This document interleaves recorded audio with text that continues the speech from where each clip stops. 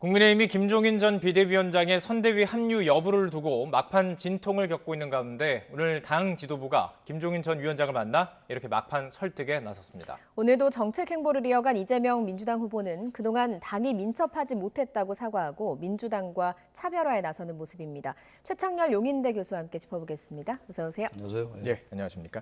저희가 영상으로 지금 보여드렸고 저희가 뉴스 시작할 때 김경진 전 의원과도 상황을 좀 물어봤습니다. 지금 어쨌든 지금 국민의힘 측에서는 김종인 전 비대위원장을 모시기 위해서 애쓰고는 있습니다.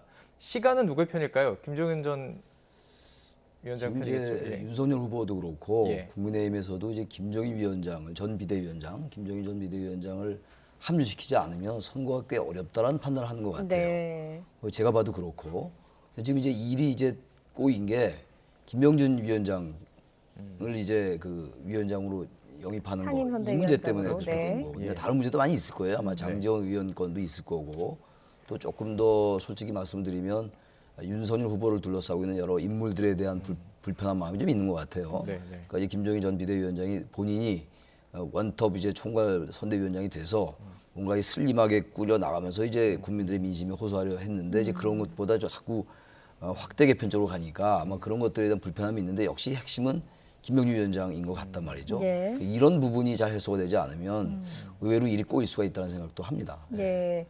결국에는 윤석열 후보가 3김에서 2김, 투김 체제로 갈 것인가 아니면 3김을 데리고 가려면 김병준 위원장의 어떤 거취를 좀 바꿀 것인가에 달려있다라는 말씀이시고. 그렇죠. 그러니까 김한길 위원장의 경우는 이제 후보 직속 특위로 하는 거니까 그 부담은 좀 적을 거예요. 윤석열 후보로서는. 김종인 위원장으로서도 그렇고.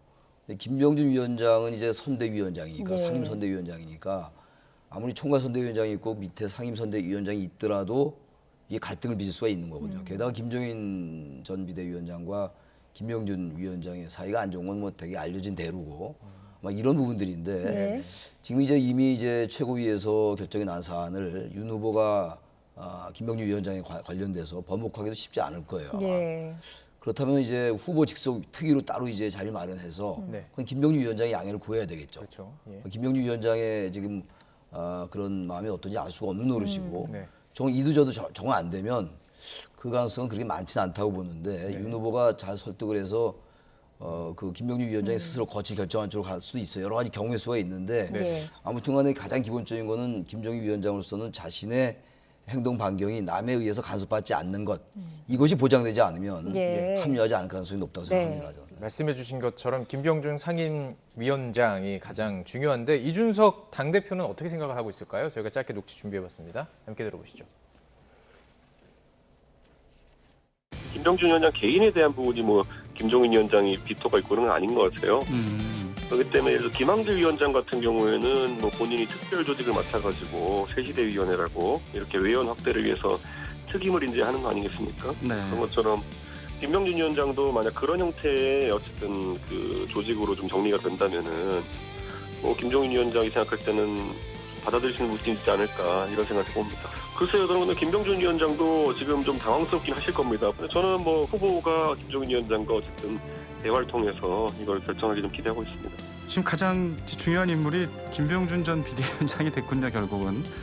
그런 예. 상황이었습니다. 예. 제가 당대표 된 지로부터 대선 후보가 누가 된다 하더라도 당연히 선대위는 김종인 위원장이 관장하는 것으로 상정하고 제가 네. 선거 준비를 해왔거든요. 다른 분이 만약에 선대위를 총지휘한다면은 빨리 그 내용이 결정되고 후보가 빨리 그런 의중을 주변과 공유를 해야 됩니다.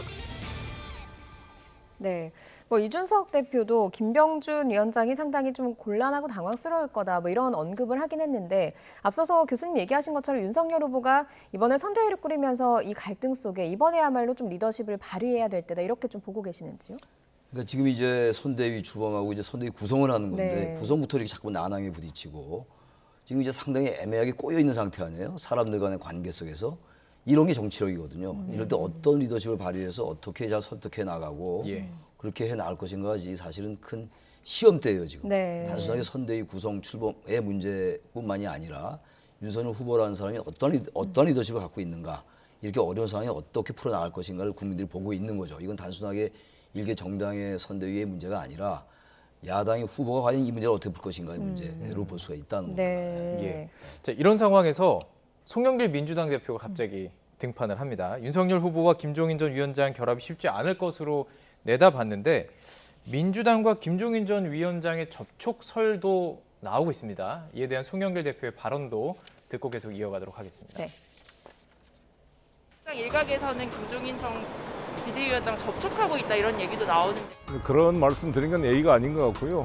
일단 국민의힘에서 결정되는 것을 지켜봐야 될 것입니다.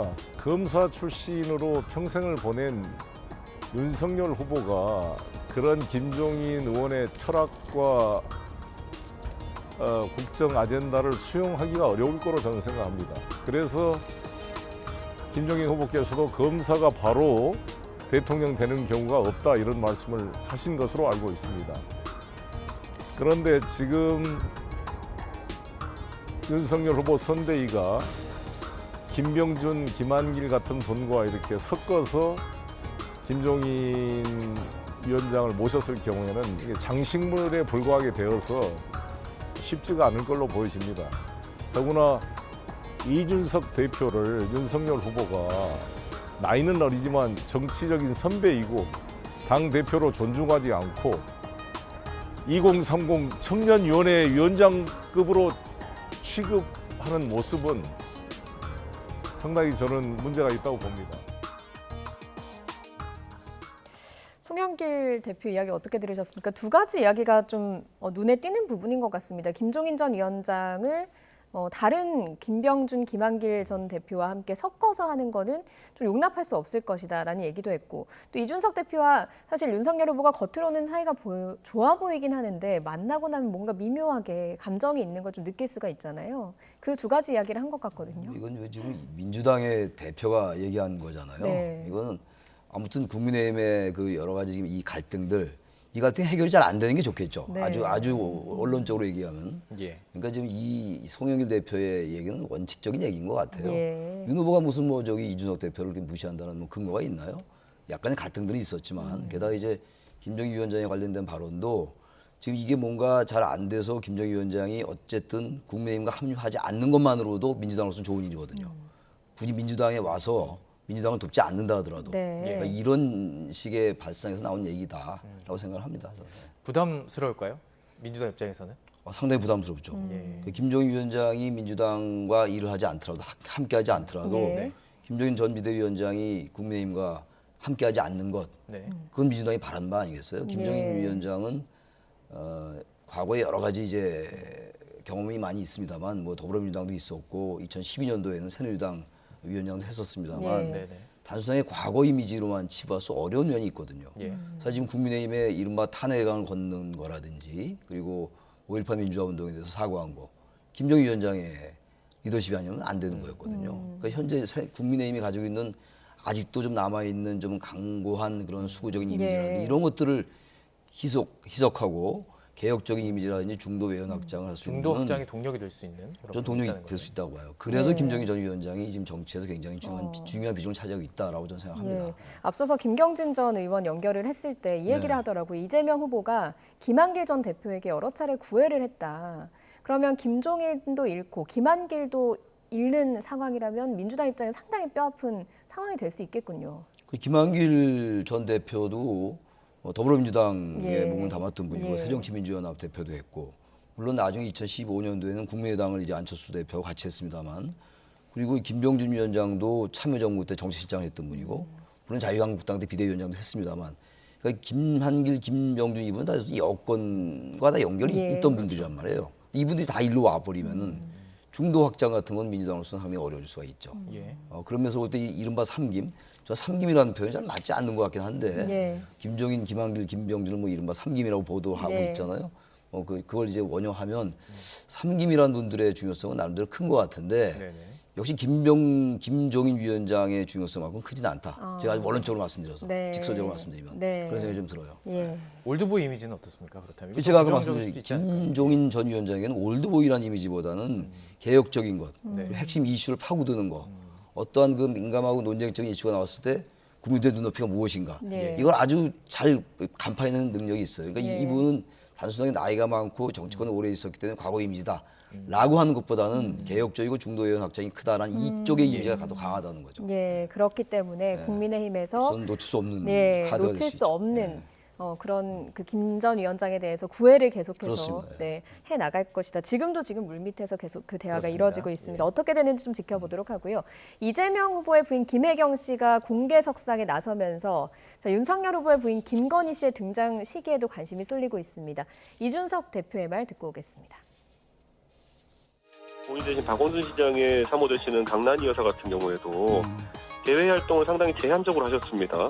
그런데 뭐 그런데도 박원순 시장 같은 경우에는 삼선하시는데 전혀 무리가 없었고, 그리고 배우자 중에서 대외 활동을 또 활발하게 하시는 분이 있습니다. 김정숙 여사 같은 분들도요. 이건 전적으로 그 컨셉에 따라 다른 것이지 후보 배우자의 활동이란 이래야 된다라고 정해진 건 없다고 봅니다. 근데 이재명 후보의 그 배우자의 활동이라는 것 또는 노출이라는 것이 특수 활동에 도움이 되었는지는 저는 약간 의문입니다. 예. 사실 많은 언론에서 사실 이제 김건희 씨 등판 시기에 대해서 많이 조율을 했었잖아요. 뭐 이제 뭐 배우자 포럼 등반과 비슷하게 나오지 않을까라고 봤는데 이준석 대표 얘기를 들으면 그렇지 않을 것도 같다는 생각도 듭니다. 어떻게 봐야 될까요? 글쎄요, 이제 그 국민의힘에서도 윤 후보의 부인이니까 언젠가 나와야 되겠죠. 네. 완전하게 뭐 베일 속에 있는 거는 한계가 있을 거예요. 네. 그리고 뭐 후보 부인이 검증이 대상은 물론 아닙니다만 후보 부인은 어쨌든 같이 움직이는 네. 일심동체니까 예.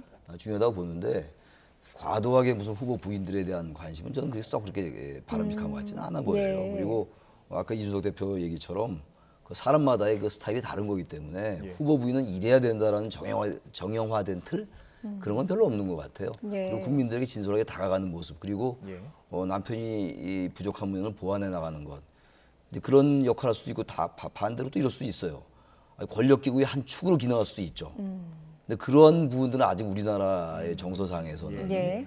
상황에 따라 다를 수 있겠다 하더라도 그렇게 바람직하지 않은 것 같은데요. 득표에는 영향을 끼치나요? 연구된 게 있을 것 같아요. 올해 제가 과거에 이제 총선 현장 같은 거 다닐 때 보면은 네. 많이 영향을 주더라고요. 아. 어떤 후보 부인은 이제 과거 제 경험인데 누군가도 얘기는 안 하고 남편이 쌓아놓은 표를 깎아먹는 후보 부인이 있고 반대로 남편이 권위적으로 하고 다니는데 후보 부인이 잘 이렇게 보듬어서 표를 올리는 후보 부인도 있어요. 예. 이건 굉장히 중요한 역할이면 틀림없습니다. 예. 하지만 마이너스가 될지 플러스가 될지 모르는 그건 아무 알 수 없는 거죠. 어떻게 하느냐에 따라 다르고 또 예. 그때 상황에 따라 다르기 때문에 이거 어떻게 무조건 나서는 게 좋다. 네. 무조건 안 나서는 게 좋다라고 얘기하기 대단히 어렵다는 안 얘기예요. 나설 수는 없으니까요. 안 김건희 나설 씨도 수는 없죠. 지금 뭐 완전하게 안 나서는 건 거의 불가능한 플러스가 겁니다. 되기 위해서 예. 좀 준비를 하고 있다라고 그렇다고 봐야 될 겁니다. 봐야 되겠군요. 예. 예, 알겠습니다. 자, 이제 본격적으로 또 여론조사 얘기를 좀 들어가 보도록 하겠습니다. 이제 지금 선거철이니까요. 네. 여론조사 저희가 그래픽으로 좀 준비한 부분들 보여주시고요. 대선 가상 다자 대결입니다. 지금 보시는 대로 수치가 나와 있고요. 지금 2주 전에 비해서는 일단 격차는 좁혀진 것으로 보입니다. 물론 이제 범위 안에 있습니다만 어떤 이유 때문으로 보시는지요? 그래서 최근에 이재명 후보가 많이 이제 그 변신을 이제 네. 시도하고 있는 것 같아요. 대장동 개발 의혹 사건에 대해서도 사과를 사과하고, 했고 예. 그리고 특검도 받아들이겠다. 지난번에는 조건부 특검 수용인데 이게 무조건 특검 받아들이겠다. 네네. 그리고 여러 가지 특히 이제 민주당이 좀 교만했다라는 취지의 얘기들. 과거에 이제 꼰대 이미지를 벗겠다고 예. 이제 사과도 하고 아마 그런 것들도 주의했을 것 같고 반대로 국민의힘은 아까 이 말씀을 나눴습니다만 지금 11월 5일 날 윤석열 후보가 대선 후보로 선출이 됐거든요. 예. 그래서 20일 됐어요. 예. 그동안 이 선대위에 이제 아까 말한 이른바 삼김을 둘러싼 여러 가지 그 쟁점들, 갈등들 이런 부분들도 영향을 미쳐서 조금 좁혀진 게 아니겠는가 이렇게 생각합니다. 예. 그리고 두 후보가 부동산 정책 관련해 세금 관련한 정책을 내지 않았습니까? 네. 그래서 거기에 대한 또 조사 결과가 있었는데 윤 후보가 낸 거는 종부세 개편이었고 이재명 후보가 낸 건 국토보유세였습니다. 그런데 윤 후보 측에 좀 더 많은 사람들이 손에 들어준 것 같습니다. 이 세금의 신설은 일단 유권자들이 좋아하지 않아요. 예. 지금 이 국토보유세를 신설하는 목적은 목적세니까 이게 예. 기본소득의 재원을 충당하기 위해서 국토보유세를 신설하겠다는 거거든요. 예. 네네. 그러니까 지금 이제 민주당의 주장은 모든 국민이 토지를 가진 사람들은 세금을 내는데 낸 것보다 기본소득으로 돌려보는 게 훨씬 많다. 기본소득으로 상위에 속하는 네. 사람들보다 이런 얘기를 하고 있는 건데 예. 전 그런 것들이 그렇게 유권자들에게 썩 와닿지 않는 것 같아요. 예. 역시 세금을 신설한다. 네. 내가 세금 낸다라는 쪽에 더 방점이 있게 들리지 네. 내가 더 많이 받으니까 내는 게 유효하다. 그런 생각보다는 그래서 아마 종부세를 궁극적으로 폐지하겠다. 그쪽이 저 지지를 많이 받고 있는 게 아닌가라는 생각이 들어요. 예. 예. 정책으로 일단 그 두 후보가 뭐 본인들의 정책과 본인의 이념과 어떤 것들을 소개하는 건 참 바람직한 것으로 볼 수 있겠죠. 계속 이런 식으로 계속 정책들의 정책 대결 같은 것은 바람직한 것으로 볼 수 있죠. 예. 네거티브라는 게 별로 이제 유권자들에게 효용이 없을 거예요. 예. 지난번에 여야 경선에서도 그게 많이 나타났었잖아요. 후보 뽑는 경선 때도. 네. 그러니까 이제 앞으로도 여야 후보들이 지금 양쪽에 이재명 후보나 윤석열 후보가 네네. 그 이른바 사법 리스크를 안고 있잖아요. 예. 그쪽을 파고드는 것보다 뭐 그런 쪽에 검증이 뭐 없을 수는 없겠다 하더라도 네. 자신의 역량과 정책을 자꾸 이제 홍보하는 것, 그 유권자들에게 다가가는 것, 아마 그게 더 오히려 득표 요인으로는 유효하지 않을까라는 생각을 합니다. 예. 알겠습니다. 앞서서 여론조사 결과에서 이재명 후보에 대한 지지율이 좀 오른 것에 대해서 이재명의 변신이 있었다 이렇게 예. 설명을 해주셨는데 오늘도 사실 이재명 후보가 정책 행보를 이어가면서 사과하면서 큰 절을 하는 모습이 있었습니다. 이 모습 영상으로 준비했습니다.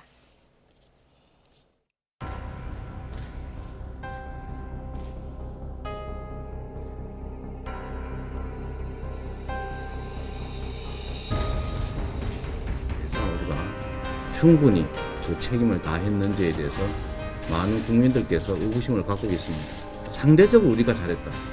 왜 나만 갖고 그래? 라는 변명은 통하지 않습니다. 그래서 더불어민주당의 대선 후보로서 그 어려움들을 더 예민하게, 더 신속하게 책임지지 못한 점에 대해서 제가 다시 한번 사과드리도록 하겠습니다. 변화되고 혁신된 새로운 민주당으로 거듭나겠다는 의미로 제가 사죄의 절을 한번 드리도록 하겠습니다.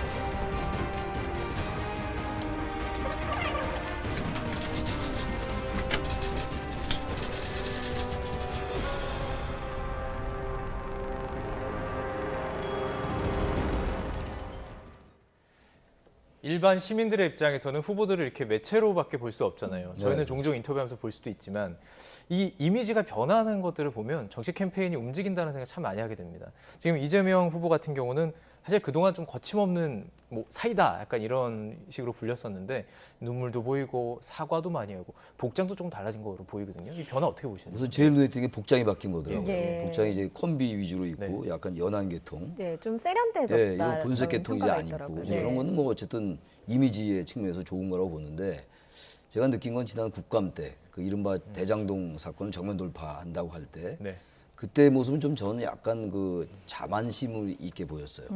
그러니까 정면 돌파할 수 있다라는 게 눈에 보이더라고요. 예. 그 유권자들은 그 내용도 내용이지만 그런 태도에서 많은 걸 느끼거든요. 네. 그러니까 그런 부분들이 유효하지 않다라는 판단을 한 것 같아요.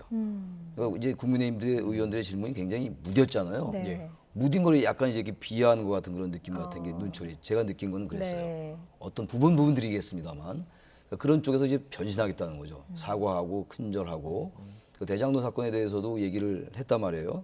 내가 깨끗하면 됐지 않은 생각에서 너무 많은 수익을 시민에게 돌려드린 것만 생각했다. 그러나 이제 부당이득에 대한 국민의 허탈감을 몰랐다는 얘기를 네. 한단 말이에요.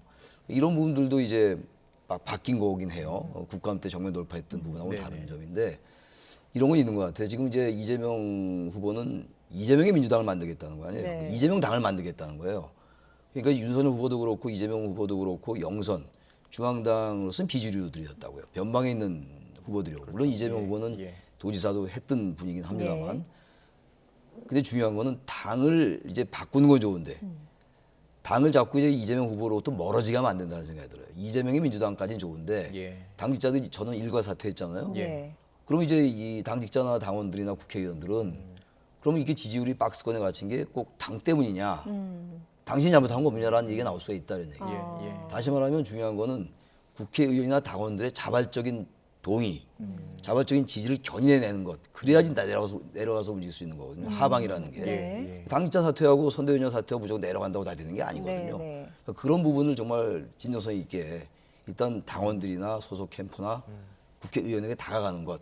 그게 일단 핵심인 것 같아요. 내부적인 리더십이 또 어떻게 그럼요. 작용하는지도 좀 관심 있게 봐야 되겠네요. 네, 그럼 예. 지금은 일단 민심을 얻고 그다음에 당원의 마음을 얻기 위한 이재명 후보의 행보도 좀 집중해 봐야 되겠군요. 일단 당이 이제 바뀌어야 되는 모습. 당이 지나치게 이른바 꼰대 정당, 기득권 정당 이미지를 바꿔야 되겠다는 네. 생각에서 출발하는 거니까 이거 뭐 제가 이걸 나무라는 건 아닌데 네. 그것보다 더 중요한 거는 그 마음을 얻어가는 과정들 그렇게 생각합니다. 예. 예. 네. 자, 어제 이재명 후보가 이제 뉴스큐에 출연을 했습니다.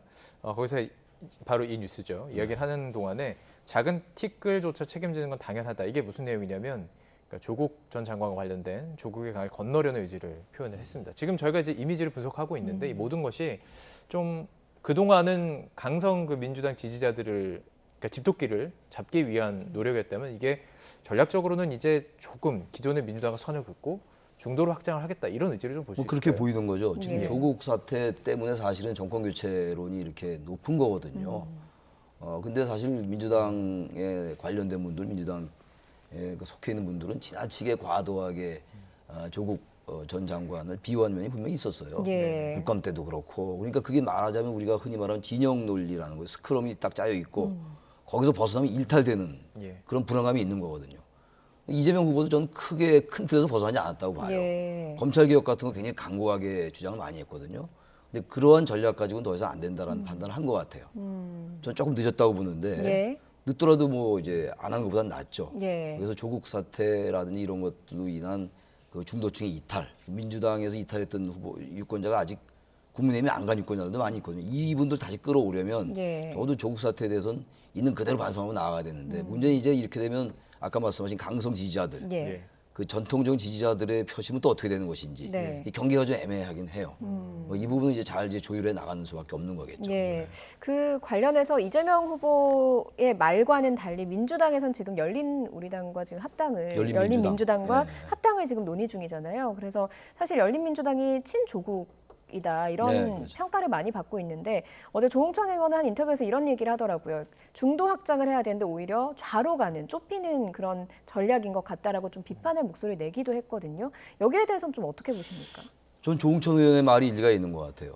열린민주당은 아주 조국 전 장관과 완전히 밀착되는 그런 행보를 보였거든요. 예. 어떤 면에서 볼 때 이 사안이라는 게 긍정 부정이 다 있는 거거든요. 예. 근데 최강욱 대표 같은 경우는 거의 뭐 제가 과문한 탓인지 모르겠는데 거의 뭐 90% 이상 조국에 대한 비호로 나왔단 말이에요. 근데 이제 와서 합당을 한다? 조국 사태에 대해서 사과하면서 합당을 한다고 하면 예. 이게 이제 그 자체 내에서 이거 어느 게 옳다 그러다의 문제를 떠나서 자체 내에서 논리적 모순에 붙일 수가 있어요. 그걸 어떻게 해결하냐는 문제입니다. 그러니까 봐라 결국은 예. 예. 표를 얻기 위해서 사과하는 것이지 예. 결국 진정성 있게 다가가는 건 아니지 않느냐. 마음속부터 인식이 바뀌지 않은 거 아니냐라는 비판에 직면할 수 있죠. 네. 이건 민주당이 잘 해나가지 않으면 오히려 역풍이 올 수 있다. 예. 참 선거 과정에서 풀어야 될 숙제들은 참 많은 것 네, 같습니다. 그렇습니다. 그 중에서도 이제 승리를 하기 위해서는 이제 각 당이 본인들을 지지하지 않는 그 이제 연령대가 중요하잖아요. 네, 연령대에 호소하는 게 중요한데 이재명 후보 측에서 이제 청년 정책을 이끌 청년 선대위가 출범을 했습니다.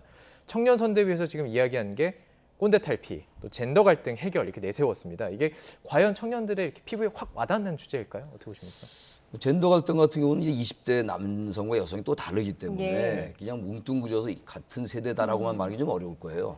그러니까 약간 차별화를 할 필요가 있을 것 같고 네. 또 꼰대 정당 이미지 탈피는 중요하겠죠. 그건 네. 국민의힘도 마찬가지고 민주당도 마찬가지예요. 기본적으로 기성 정치에 대한 불신이 깔려 있기 때문에. 네. 근데 이제 20대, 30대는 특히 보면은 특정한 이념에 이렇게 치우치지 않는 경향이 뚜렷해요. 아주 실용적이기 때문에 이른바 네. 스윙보터예요. 네. 과거 같은 경우는 20대, 30대가 아주 진보 성향이 두드러졌는데 지금은 전혀 그렇지 않거든요. 네. 이미 다 알려진 사실입니다만. 네. 그러니까 있는 그대로 접근해야 돼요. 그리고 있는 그대로 진정성있게 다가가야지 수당 몇 푼 더 준다든지 뭐 몇 개 더 돈 없는 거 이런 거 기본 소득이 부족한 걸 채워주는 거 이런 거 가지고는 저는 안 된다고 생각해요. 예. 그들이 자신들이 나중에 나이가 들어서의 미래 부담까지 생각을 하더라고요. 그러니까 정말로 그들과 뭐 언론적인 얘기긴 합니다만 그들과 소통하고 말을 들어주고 그럴 때 표를 얻을 수 있는 것이지. 원인 예. 자체를 해소해야 예, 되는군요. 몇 개의 정책 가지고만 표를 얻겠다는 생각은 젊은 세대들에게 좀 교만한 생각일 수 있다 예. 생각합니다. 예, 알겠습니다. 오늘 정치권 이슈는 여기까지 듣겠습니다. 최창렬 용인대 교수였습니다. 고맙습니다. 네.